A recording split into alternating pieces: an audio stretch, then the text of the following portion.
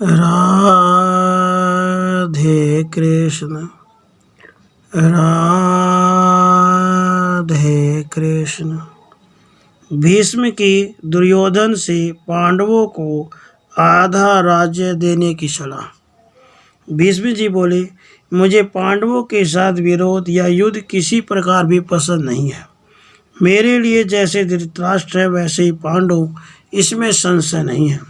धृतराष्ट्र जैसे गांधारी के पुत्र मेरे अपने हैं, उसी प्रकार कुंती के पुत्र भी हैं। इसलिए जैसे मुझे पांडवों की रक्षा करनी चाहिए वैसे तुम्हें भी। भोपाल, मेरे और तुम्हारे लिए जैसे पांडवों की रक्षा आवश्यक है वैसे दुर्योधन तथा अन्य समस्त कौरवों की भी रक्षा करनी चाहिए। ऐसी दशा में मैं पांडवों के साथ लड़ाई झगड़ा पसंद नहीं करता। उन वीरों के साथ संधि करके उन्हें आधा राज्य दे दिया जाए। दुर्योधन की ही भांति उन कुरुश्रेष्ठ पांडवों के भी बाप दादों का यह राज्य है। दुर्योधन, जैसे तुम इस राज्य को अपनी पैतृक संपत्ति के रूप में देखते हो, उसी प्रकार पांडव भी देखते हैं। यदि यशस्वी पांडव इस राज्य को नहीं पा सकते तो तुम्हें अथवा भरत वंश के किसी अन्य पुरुष को भी यह पैसे प्राप्त हो सकता है। भरत श्रेष्ठ, तुमने अधर्म पूर्वक इस राज्य को हथिया लिया है, परंतु मेरा विचार यह है कि तुम में पहले ही वे इस राज्य को पा चुके थे। पुरुष सिंह, प्रेम पूर्वक ही उन्हें आधा राज्य दे दो, इसी में सब लोगों का हित है।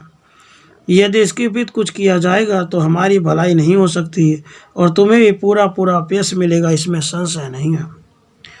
अतः अपनी कीर्ति की रक्षा करो। कीर्ति ही श्रेष्ठ बल है। जिसकी कीर्ति नष्ट हो जाती है उस मनुष्य का जीवन निष्फल माना गया है। गांधारी नंदन, कुरुश्रेष्ठ, मनुष्य की कीर्ति जब तक नष्ट नहीं होती तभी तक वह जीवित है। जिसकी कीर्ति नष्ट हो गई उसका तो जीवन ही नष्ट हो जाता है। महाबाहो, कुरुकुल के लिए उचित इस उत्तम धर्म का पालन करो। अपने पूर्वजों के अनुरूप कार्य करते रहो। सौभाग्य की बात है कि कुंती के पुत्र जीवित हैं। यह भी सौभाग्य की बात है कुंती भी मरी नहीं है। और सबसे बड़े सौभाग्य का विषय है कि पापी पूर्वचन अपने बुरे इरादे में सफल न होकर स्वयं नष्ट हो गया।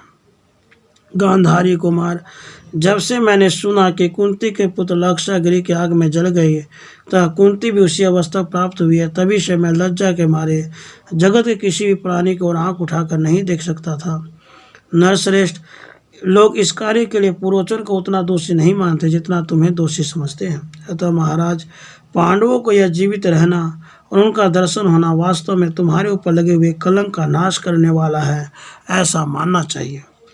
कुरुनंदन, पांडव वीरों के जीते जी उनका पैतृक अंग साक्षात वज्रधारी इंद्र भी नहीं ले सकते। वे सब धर्म में स्थित हैं। उन सब का एक चित्त एक विचार इस राज्य पे तुम्हारा और उनका समान विश्वत्व है, तो भी उनके साथ विशेष अधर्मपूर्ण बर्ताव करके उन्हें यहाँ से हटाया गया है। यदि तुम्हें धर्म के अनुकूल चलना है, यदि मेरा प्रिय करना है और यदि संसार में भलाई करनी है तो उन्हें आधा राज्य दे दो। इस प्रकार श्री महाभारत आदि पर्व के अंतर्गत विदुर आगमन राज्यलम पर्व में भीष्म वाक्य विषयक 202 अध्याय पूरा हुआ। राधे कृष्ण राधे कृष्ण।